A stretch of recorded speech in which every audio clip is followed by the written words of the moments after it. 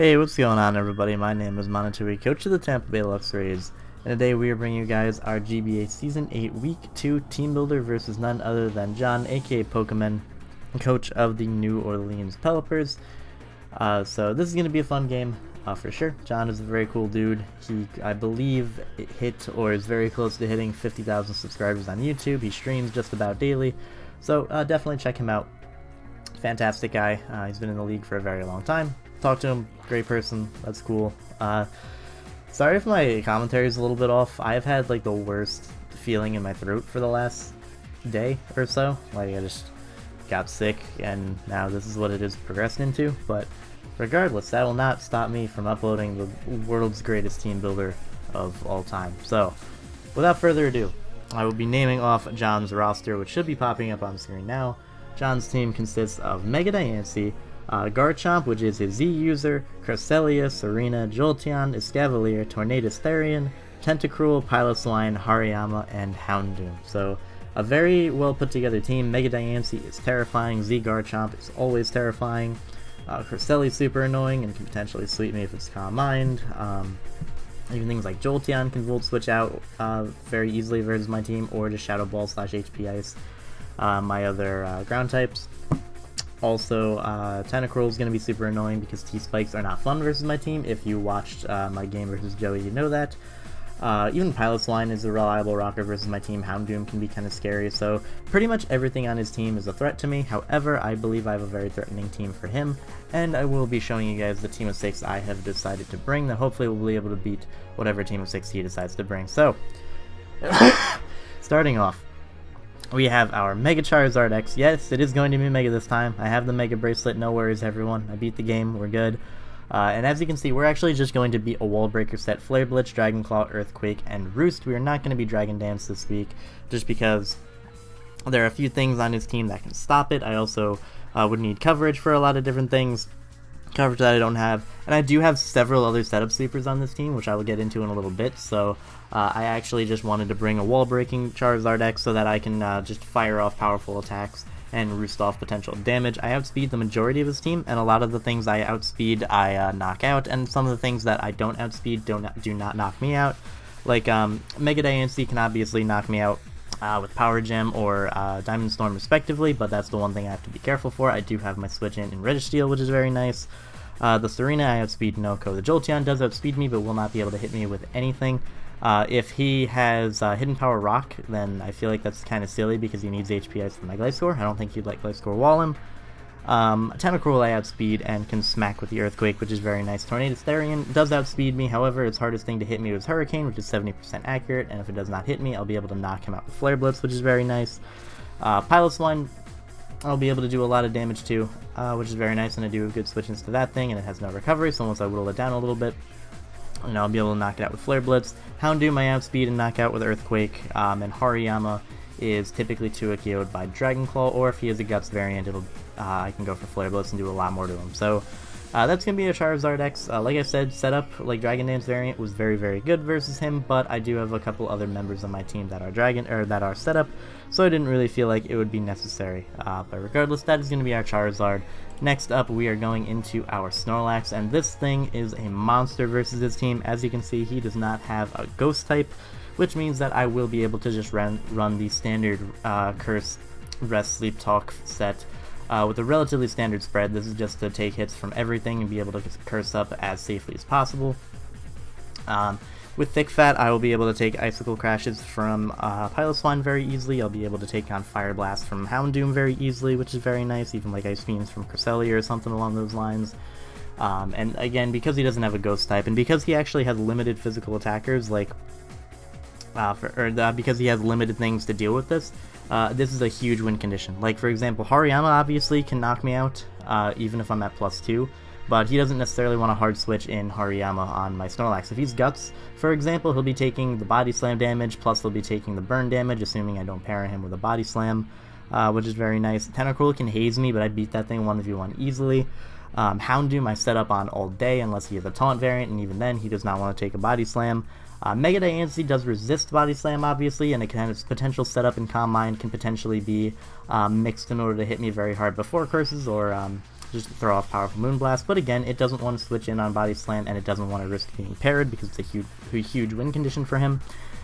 Same thing for the Garchomp. Garchomp is an issue for my team, however, thankfully I do have things like Palossand that can take it on. I do have Weavile that can Revenge Kill it, which is very good. Slowking is not OHKO'd by it, and I can fire off a Scald and whatnot. He doesn't want to switch Zard into it, so I'm able to deal with Garchomp very easily. And again, like, Snorlax is just a huge threat versus his team. There's so little that he can do to stop me.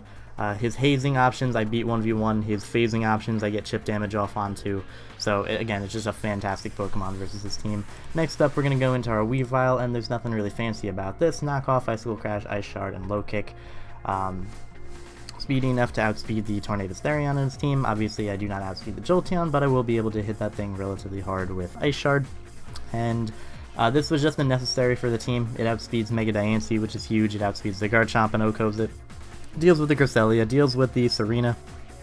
Knockoff will do a lot of damage to the Escavalier and typically 2-KO it. I OHKO the Tornadus, I 2-KO the Tentacruel most times. The Piloswine does not want its item knocked off. Hariyama is the best switch-in that he has, but even then, if he's Guts, then Icicle Crash will be able to 2-KO him, which is very nice. And if he switches in on a knockoff, I'll be getting rid of its Flame Orb or its Assault Vest or whatever he is. And then the Houndoom I do outspeed, so he's going to have to run Scarf in order to outspeed me, and I do have Low Kick in order to OHKO that thing after Stealth Rock, or just OHKO him in general most of the time. So Weavile, great Pokemon versus his team. And we got Slowking, and for the first time in the GBA, we're bringing Z-Crystal. So woo, that's exciting. Scald, Psyshock, Calm Mind, and Slack Off. It's relatively standard. We're mostly physically defensive. We have a little bit of speed in order to outspeed his speed creeping Escavalier. If he does decide to run some speed onto that thing, I'll be able to outspeed it, which is nice. Scald, Psyshock hit the entirety of his team, pretty much. Like, there's nothing that this doesn't hit super effectively or neutrally on his team, which is very nice. You know, once I get some Calm Minds up, his Diancie, unless he's fully physically offensive with Diamond Storm, will not be able to do anything to me, which is very nice. I'm not OHKO'd by Garchomp, which is very nice. I'm not OHKO'd by pretty much anything on his team, bar like Banded Power Whip from Serena, which is really nice. Tentacruel can haze me, but he doesn't want to send it in on Psyshocks and whatnot. Once I get up to +1, Houndoom's not going to do like any damage to me. Jolteon's not going to do a lot of damage to me.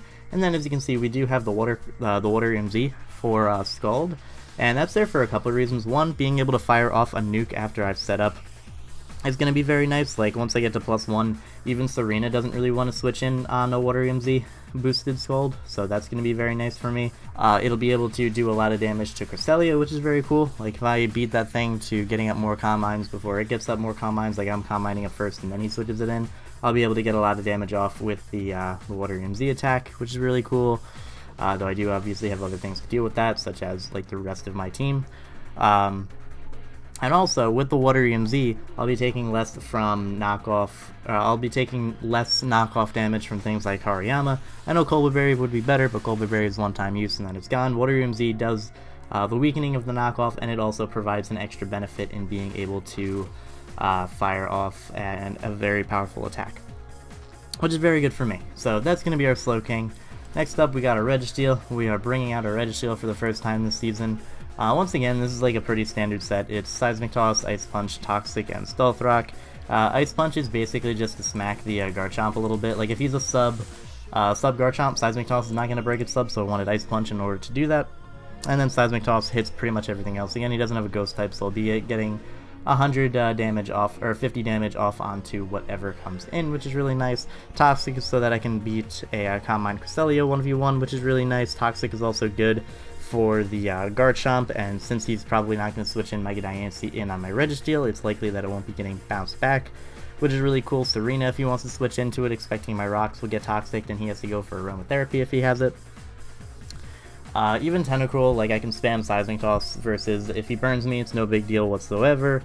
Piloswine will take some Seismic Toss damage coming in. It'll take a Toxic if it comes in, which is really cool. So this is just a very good mon for his team. Support-wise, its typing just allows me to take on things like Mega Diancie, like Cresselia.